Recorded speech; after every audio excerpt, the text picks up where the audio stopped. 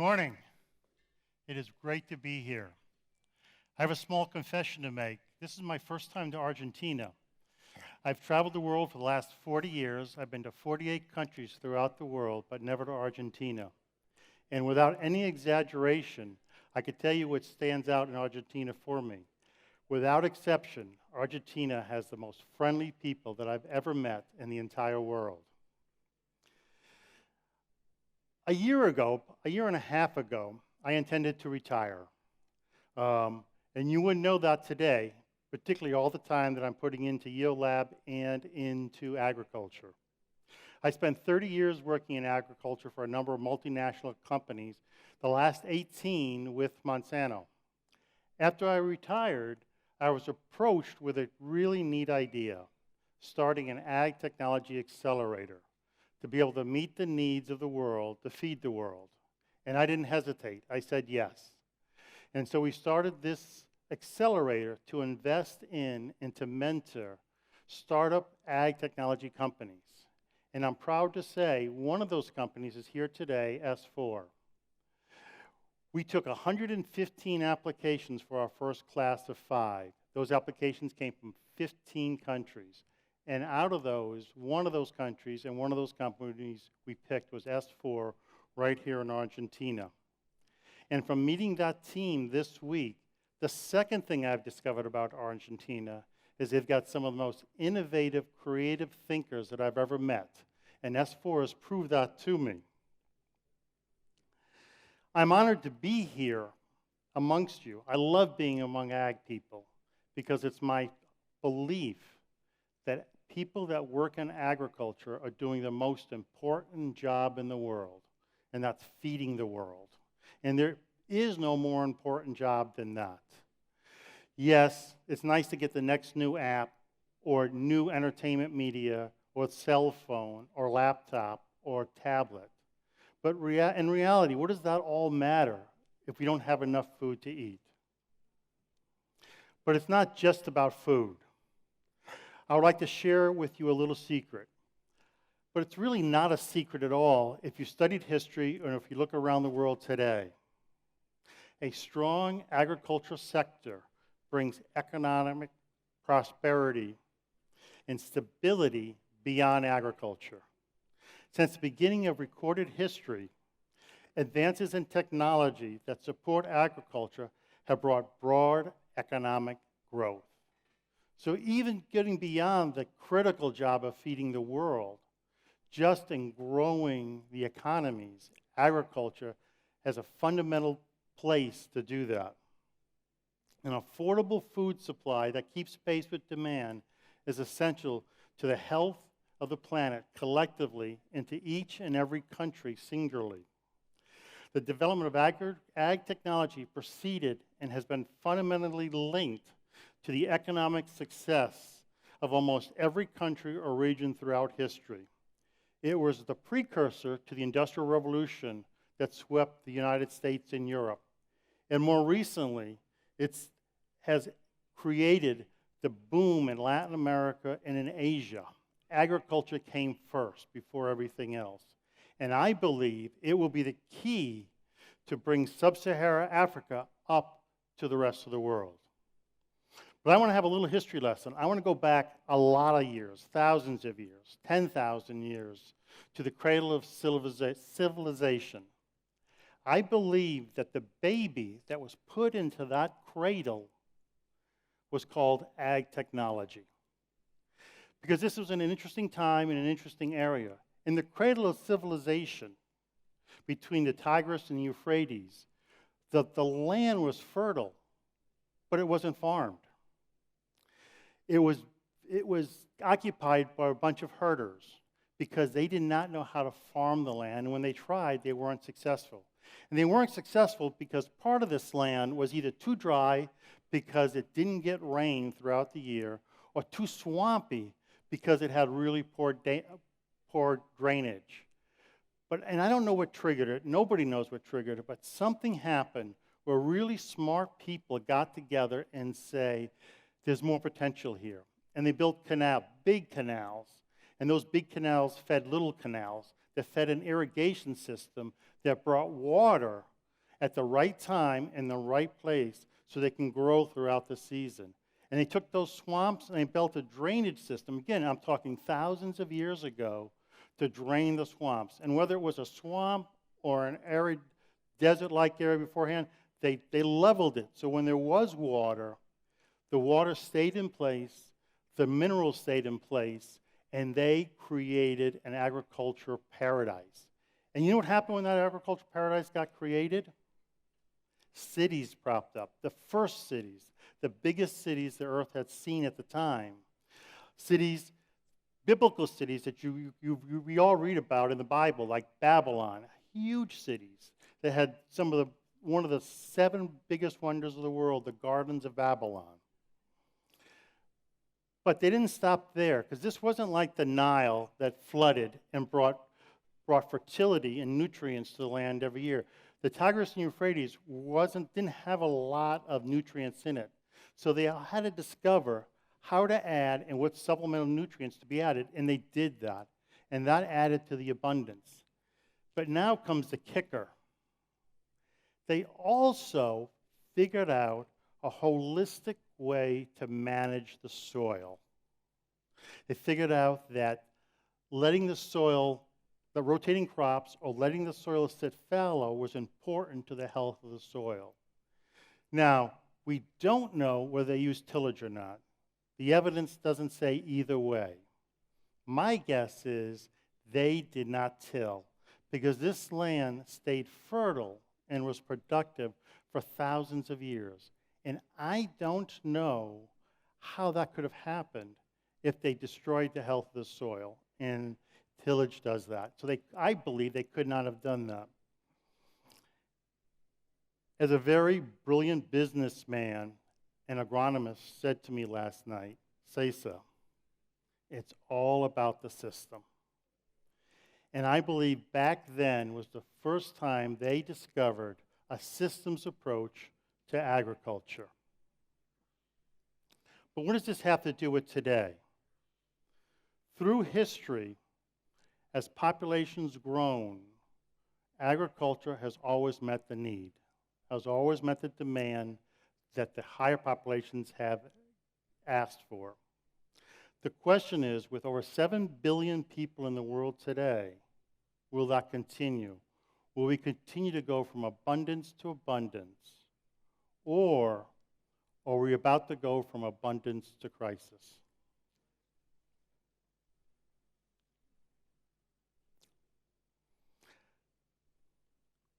Everybody in this room well fed? I suspect so. Anybody here worried about where the next meal is going to come from? I don't think so. Yet, at the same time, there are a large number of people who do worry about where the next meal is going to come from. But the most interesting thing is, it's not because there isn't enough food. You all contribute to the fact that enough food is produced every year to feed every person in the world. It's other issues that keep the 800 million people who are malnutritious not having enough food. The good news is lots of smart people are working on that. And the FAO, the Food and Agriculture Organization of the United Nations, predicts that where in 2005 there was more than 16% of the globe was malnourished, in 2050 that's going to go less than 5%. But that forecast depends upon 2 things. One, that we continue to work on those complex reasons why everybody doesn't have enough food to eat, even given that there's enough food. And 2, there will always be enough food as we solve those other complex problems. And that second assumption is one that I think is most challenging, not the first.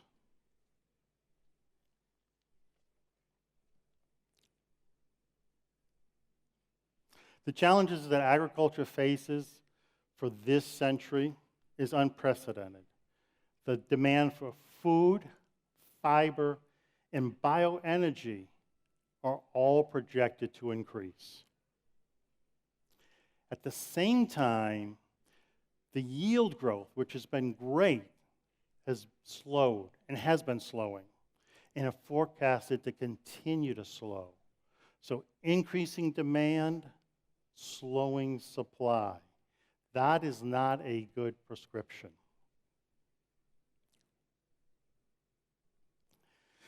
On top of that, only 20% of the planted acres in the world are irrigated. But that provides 50% of the food. So what's being done? More and more land is being irrigated, more and more land is being supplemented with nutrients, but it's not being done in an efficient way. And that's begun to put a lot of pressure on the water and on the nutrients. Now, overlay that with something that we have all heard a lot about, climate change. Climate change is happening. Whether you think it's man-made or it could be man-solved, we could debate that. But nobody can refute the fact that the climate has always changed and will continue to change for whatever reason. And right now, it looks like those changes are doing a couple things. They're bringing more severe weather more frequently. Hail, hurricanes, tornadoes, droughts. I come from the United States. Every other week, we hear about the drought in California. So things are changing.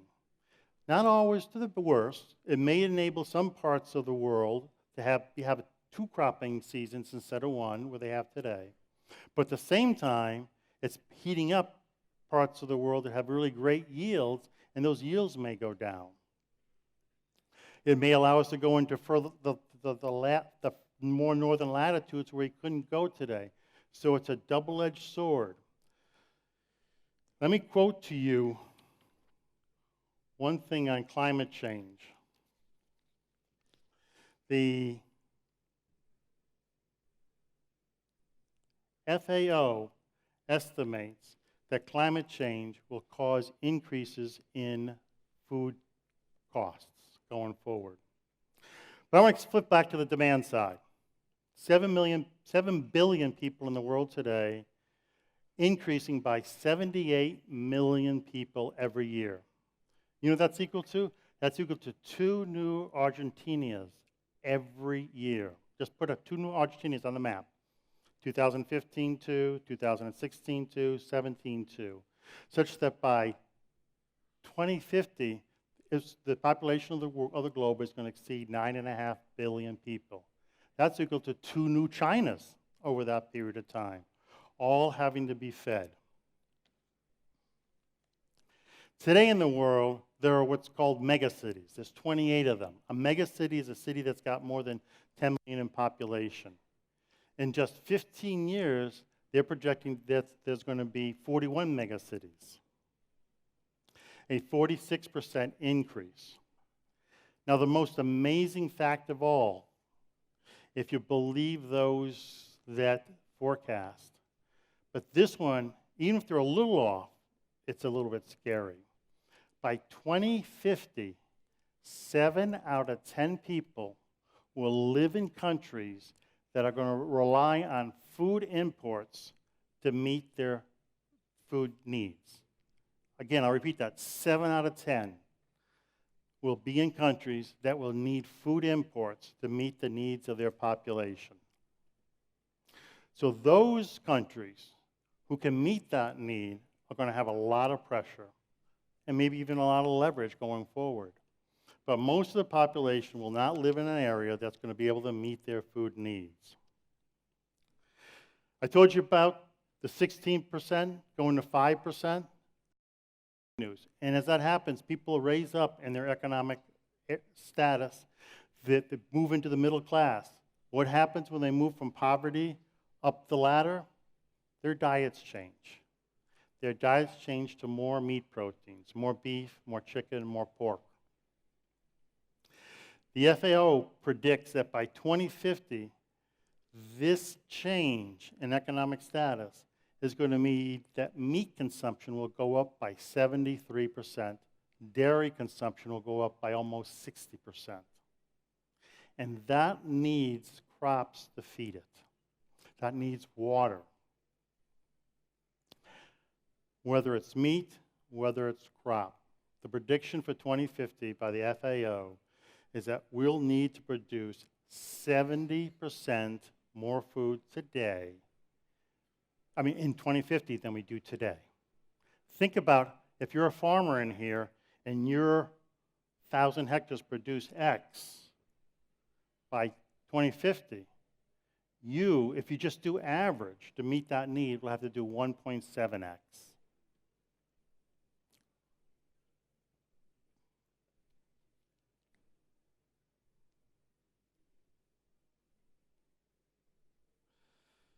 But now to the supply side. The FAO, again, I'll quote them because they've done a lot of studies, have seen the yield gains over the last decade have only grown at a 2% a year. And maybe some of you have experienced much more than that.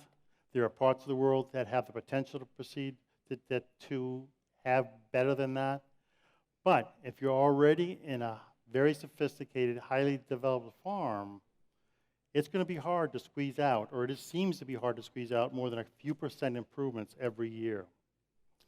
The scary thing is they think that that's going to slow as we go into the future.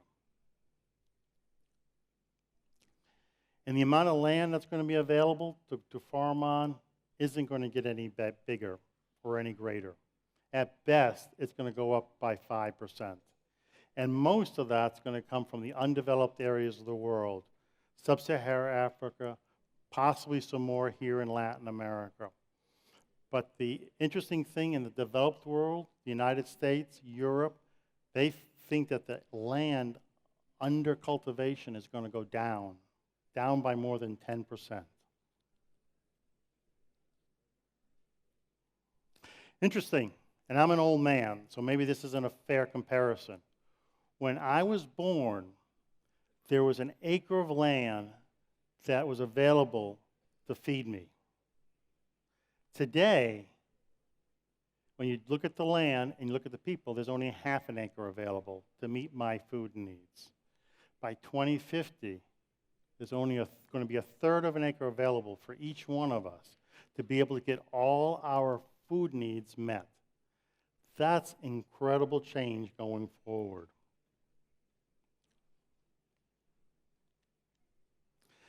The bottom line, the population is growing, and I don't see that stopping, maybe slowing.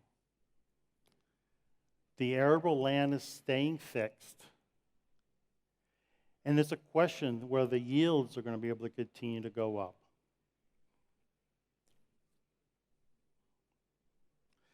I want to touch on one more thing before I move on the supply side, and that's the water. Because I think water and nutrients are also in a critical state. Agriculture accounts for more than 90% of the water usage around the world, according to a paper by Hofstra and McConnon, just written a few years ago. And like I said earlier, irrigated agriculture covers 20% of the land, but provides 50% of the production.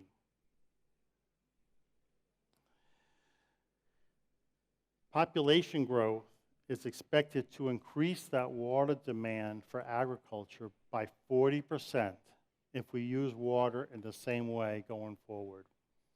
And since there's no more water and water is becoming strained, we're going to have to figure out new ways for the plants to get water in a much more efficient way. The last piece I want to talk upon is nutrients. Nitrogen, potassium, phosphorus. Because I don't hear a lot about that, so I'm just going to zero in on one, phosphorus, because it's a non-renewable resource. The estimates are that phosphorus is going to run out within the next 100 years, maybe as soon as 50, if we continue to use it at the rates that we use it today. But no one is trying to figure out or talking about how do we use it more efficiently. So let me cut to the chase before I get away from all this bad news and talk about what I really want to talk about, which is the good news of ag technology. And this is one of the most amazing factoids that I'm going to throw out. Humanity must now produce more food between now and 2050. Again, just between now and 2050, we've got to produce more food than was produced from that cradle of civilization 8,000 to 10,000 years ago till today. So all the food that was produced up to now, added together, is less than what we've got to produce between now and 2050. That is an incredible, incredible challenge that we've got in front of us. But not only that, things that are different now than they were just a few years ago, that same land that we've got to produce all that extra food on is now producing bioenergy and also producing fiber. And that's not bad, but it's just competition for the same land that we need for food.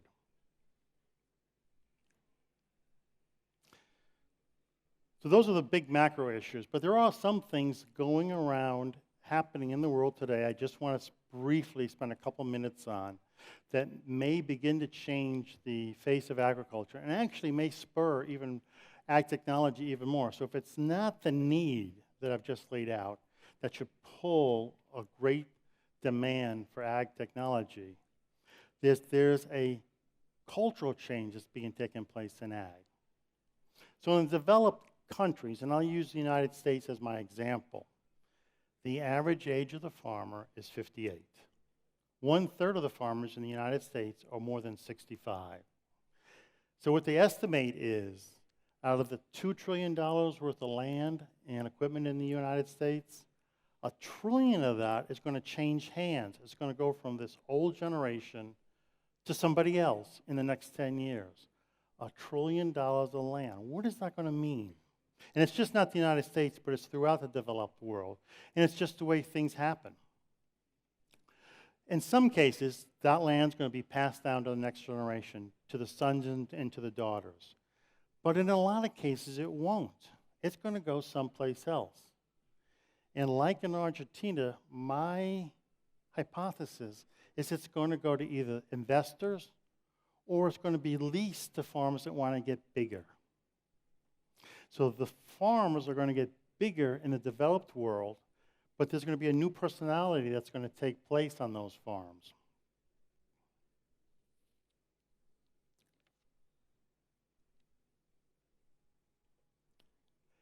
I think the new owners of these farms, whether they're the managers or the next generation, are going to think differently about technology. And hopefully, they're going to think about the farm as a system, much like a factory owner will think about his factory as a system, and do things differently. So he's going to be open to drones, he's going to be open to using data, he's going to be open to collaborations, he or she. It's going to be a whole new world. He's going to be open to all kinds of new innovation going forward. I was talking to a young farmer back in the U.S. with his dad. They were both together, and it was hilarious. The dad, and you know how the big seed companies, Monsanto, Syngenta, DuPont, Dow, et cetera, put out a seed book with all the characteristics of the seeds that are in there, their maturity, et cetera. The dad goes through with a highlighter, and he goes through the seed books, and he highlights the seeds that he thinks are contenders. Then he goes back, and he starts eliminating them, and he spends days picking out what he's going to plant the next year. The son's frustrated with this. He says, no, I want this on computer. I want to be able to put a question in, and 60 seconds later, I want my answer. I don't want to spend days doing that. That's an example, I think, of the changes that are going to take place in agriculture as a consequence of this turnover from the old generation to a new group of farmers. So that's a developed world. Let me jump to the undeveloped world.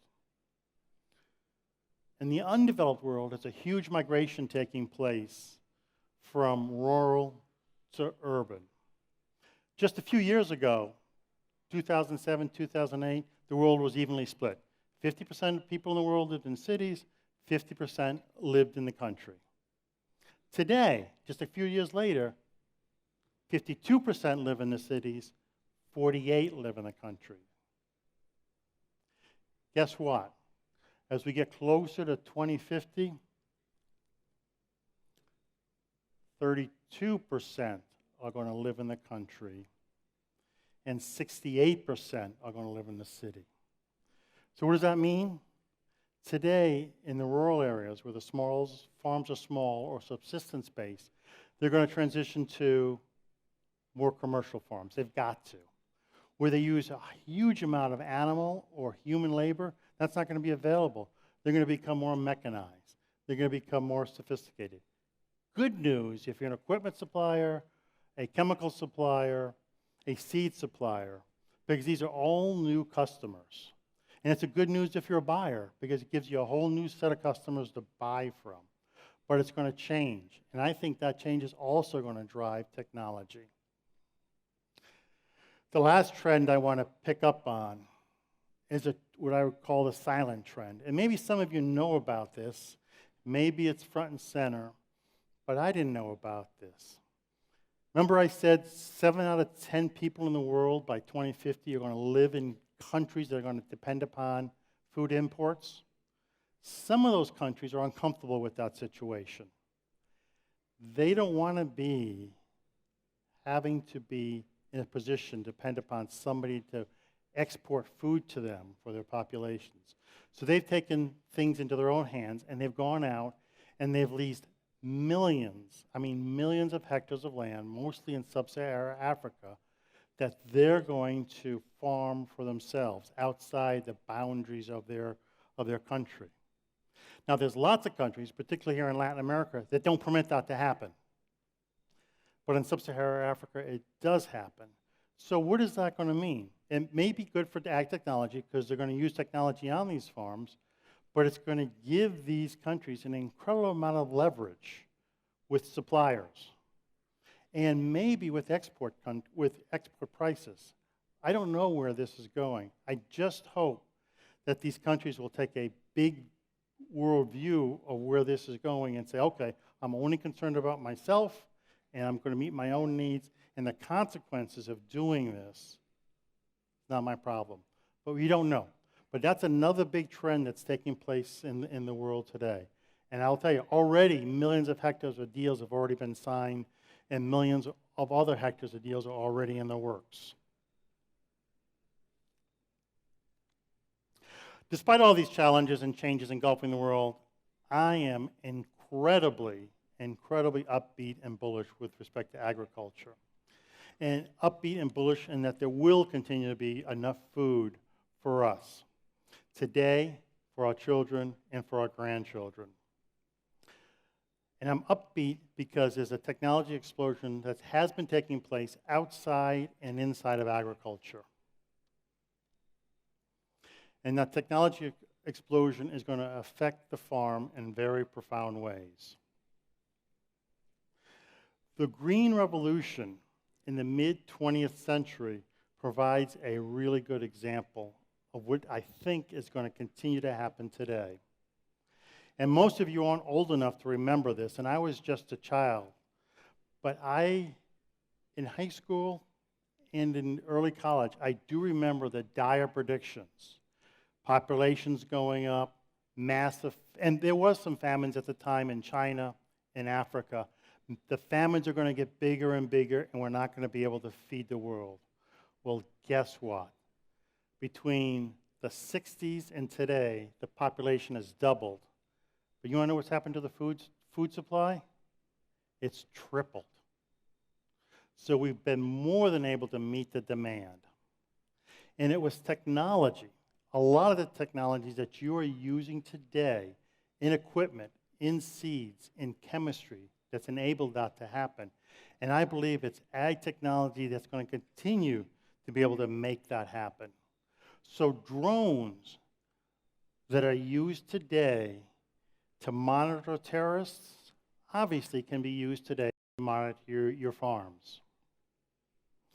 Remotely piloted vehicles that can deliver ordnance very precisely can deliver crop protection chemistries just as precisely and targeted. Sensors, whether on satellites or drones or fixed in place, that watch over cities or buildings and provide security, can watch over your farm.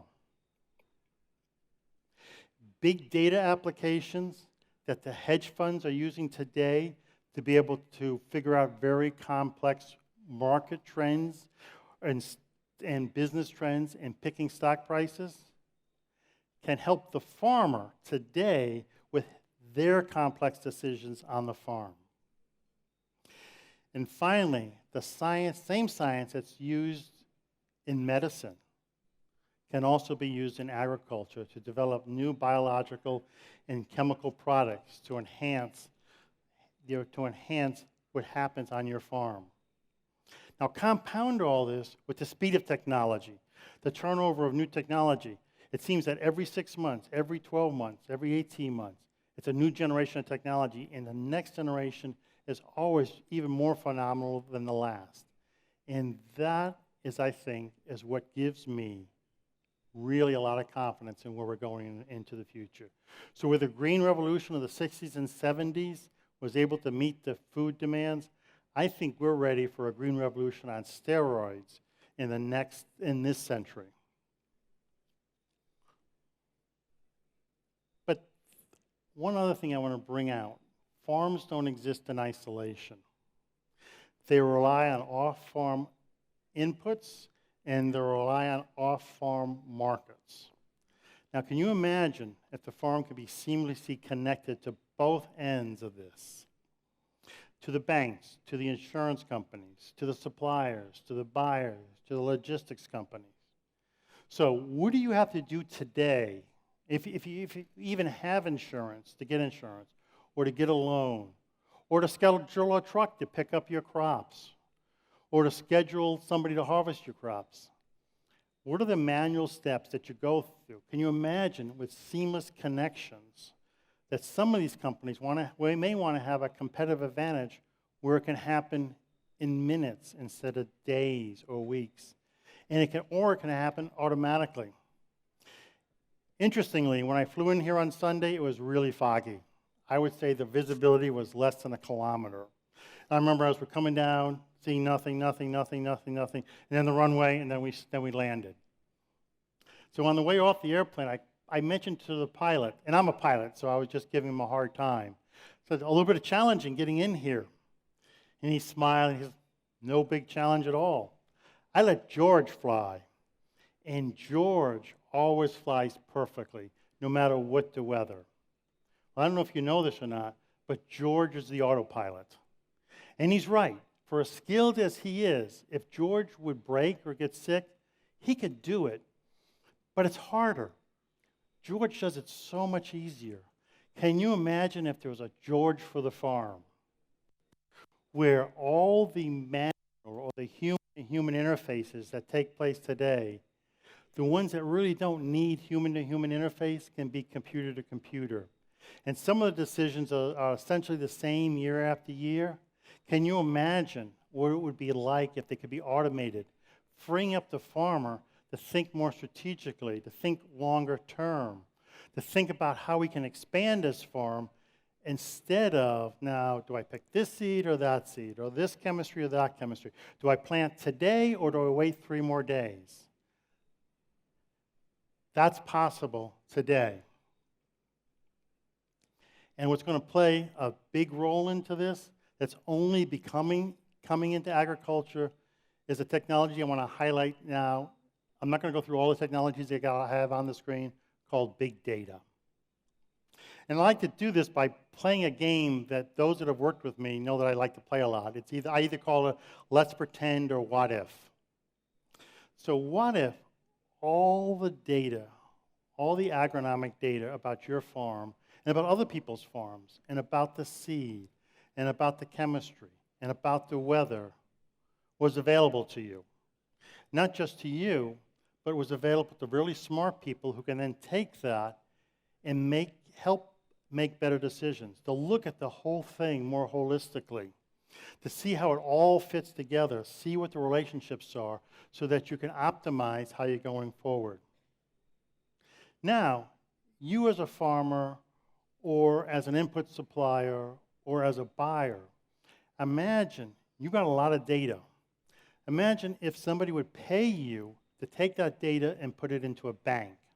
And every time somebody accesses your data to try to come up with a better product, which would be good for you, but good for them and good for others, you got paid for that as well. And now, what if all the sensors monitoring your farm and all the things that you use on the farm also fed this big data bank? And what if more clever people were able to connect you with all those input suppliers and markets seamlessly, and you had data on that as well? And now the biggest what if of all is, what if this was just as easily accessible to the large, sophisticated farmers for the small commercial farmers, so that they can take advantage of all this new technology?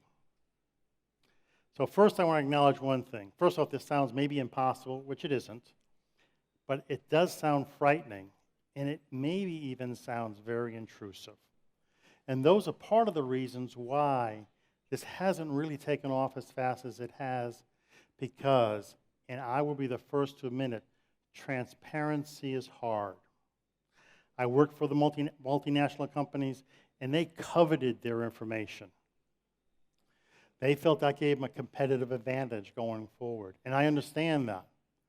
But if having all that information from everybody available to really figure out the whole system and to make better decisions to increase yield, which increases value, isn't there enough value to share that make that worthwhile happening?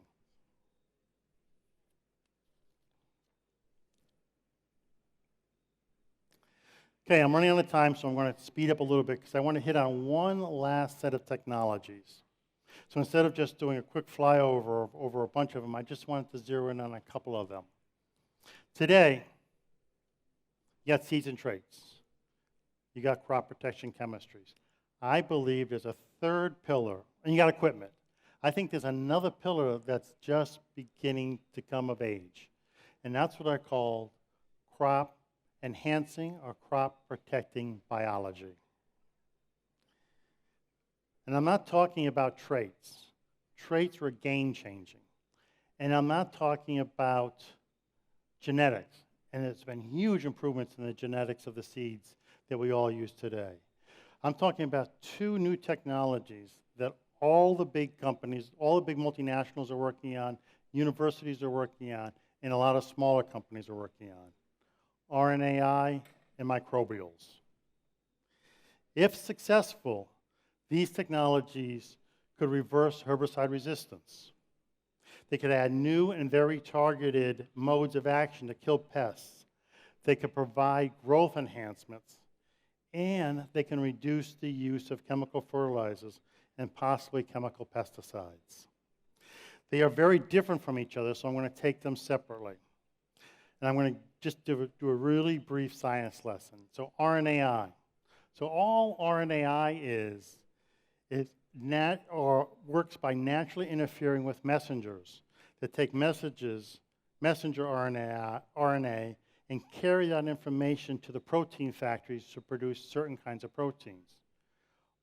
RNAi cuts off that messenger and doesn't allow that messenger to get through. Now, if that protein that plant is producing is a protein that conveys resistance to herbicides, it's a good thing that it's being cut off. And that's what the big companies are doing. And if it's successful, it could resurrect a lot of old herbicides that have become less effective today because of herbicide resistance, but before the resistance were really good herbicides. And to be able to bring them back would be a big benefit to the farmer. These same RNAis are very effective as pesticides and could add new modes of action to reduce or eliminate insect resistance. But there are challenges. I can tell you right now, if you haven't heard it already, the big companies that are working on these have already shown that these RNAis have good efficacy. Their challenge is to get the production costs down, to come up with a delivery system, and improve stability. And if they can solve those challenges, then you will see these products come out, and there will reap huge benefits for the grower going forward. The second new biology that I want to talk about, which really isn't that new, is microbials. And it comes with the whole idea that we have a system out there. We just don't have soil, we just don't have water, we just don't have nutrients, we just don't have equipment, but we have a system. And in that system, particularly in the soil, there's a bunch of microbials, good microbials and bad microbials. And these microbials can be used for a lot of different things. One of them that they can be used for, and I'm going to skip the other two because I am out of time, is biofertilizers. There are microbials in the soil, and I'll use phosphate as the example, that excrete acids that break down phosphate to make it much, much more accessible to the plant, meaning you can use less phosphate, meaning you can extend the lifetime of this unrenewable resource going forward. And lots of companies are interested in that. And to give proof of that, I just want to run through deals that you may or may not be aware of in this space, because this space is becoming a very important space. Bayer acquired AgriQuest, a microbial company. BASF bought Becker Underwood. Syngenta purchased Pasteur Bioscience. FMC acquired CAEB and expanded cooperation with Christian Hansen. And Monsanto signed a long-term strategic alliance with Novozymes, all for the purpose of working on this new space to come out with new great products going forward. I want to end with the challenges and the obstacles we got in front of us are huge. But I think the technology has more than enough potential to meet those challenges going forward. And continued innovation and more collaboration will meet those challenges despite population, climate change, water, nutrients.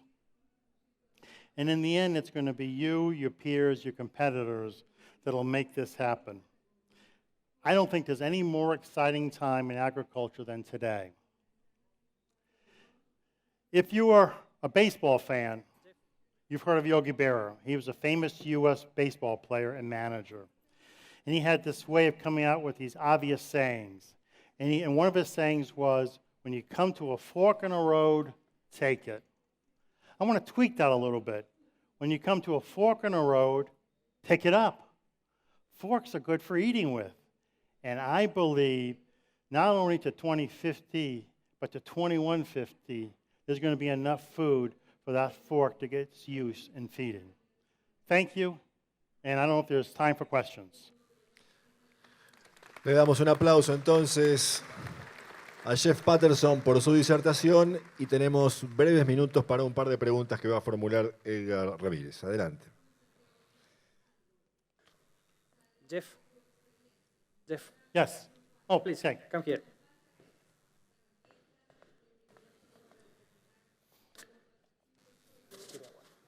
Yeah.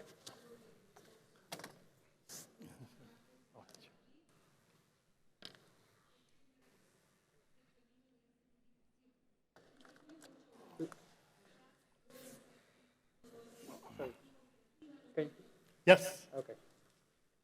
Lamentablemente se nos fue un poco el tiempo. Han llegado varias preguntas. Vamos a hacer un par por cuestiones de tiempo. Cualquier cosa, Jeff podrá responderlas después en la puerta de la sala. ¿Cómo cree usted que se logra llegar antes o primero a la abundancia? ¿Incrementando la productividad o aumentando la superficie sembrable? En este sentido, ¿cuál cree usted que serían las fronteras agrícolas más probables o más fácilmente expandibles?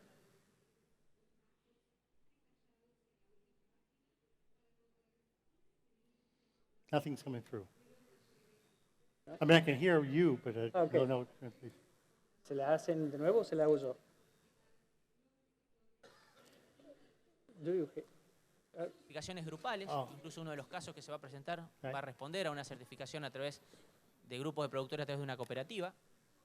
Y más Stay with it. recientemente, Ah, un manual de It's okay. cumplimiento de buenas prácticas para contratistas, es decir, aquellos que nos brindan servicio, Down here. servicios que son claves en la ejecución de las buenas prácticas y que por lo tanto está bueno que también estén certificados.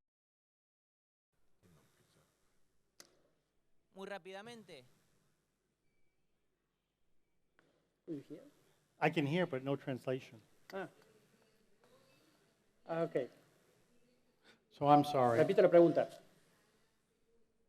Ok. ¿Cómo se logra llegar a la abundancia más rápidamente? ¿Aumentando la productividad o aumentando la superficie sembrable en el globo? En ese sentido, ¿cuál cree usted que serían las fronteras más probables que puedan crecer? Sorry, ¿cuál cree usted que serían las fronteras más fácilmente expandibles en el mundo?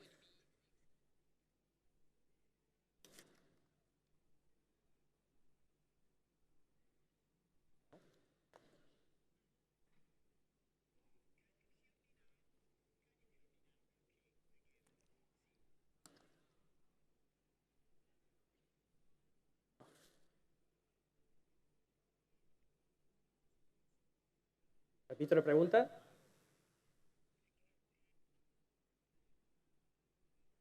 Sí. Ok. La pregunta era, dentro del tema que él no mencionó, hablaba de llegar a la abundancia. ¿Cómo se puede llegar a la abundancia más rápidamente? ¿Incrementando la productividad o incrementando la superficie sembrable? En este sentido, ¿cuál cree usted que serían las fronteras Very agrícolas good. que se podrían llegar a expandir con más rapidez? Very good. Okay, I've got the question now. So first off, I want to apologize. I wish I spoke Spanish, but I don't. But I will tell you that I've gotten such a friendly reception here in Argentina. I think I'm going to take Spanish. So next time I can come back, I can speak to you in Spanish and understand you in Spanish. But the question was, to reach this demand for food, is it going to come from increased yields and productivity, or is it going to come from an expansion of the land? And that's a very good question. There is land to be expanded into. I mean, you can just look right here in Latin America. The consequences is that a lot of very important environmental areas, the rainforest, the savanna in Africa, have got to be turned into agricultural land. And that is not a really good consequence. So there's a huge resistance to do that. And so the expectation is that's not going to happen, that the land is going to stay essentially stable, the amount of land that we've got to farm. So therefore, that only leaves us one way to meet the demand, and that's to improve the productivity and improve the yields going forward. And the whole point, if I could summarize everything that I said in 40 minutes, I believe that will and can only happen through technology, by being able to use that land more efficiently than we do today, use the water, the nutrients.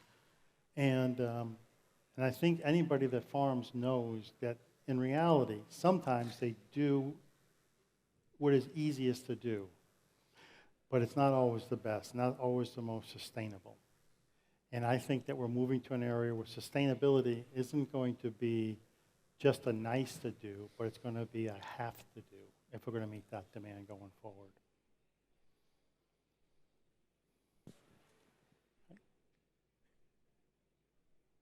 La segunda pregunta y la última, por cuestiones de tiempo, justamente viene relacionada con la respuesta suya, en el sentido de cómo eficientizamos el uso de los recursos, agua y nutrientes, cómo hacemos un uso racional, teniendo en cuenta que producimos en forma extensiva. Yes, yes. So the question was, how do we make efficient use of water and nutrients? And also the word that was translated, how do we make a rational use of water and nutrients?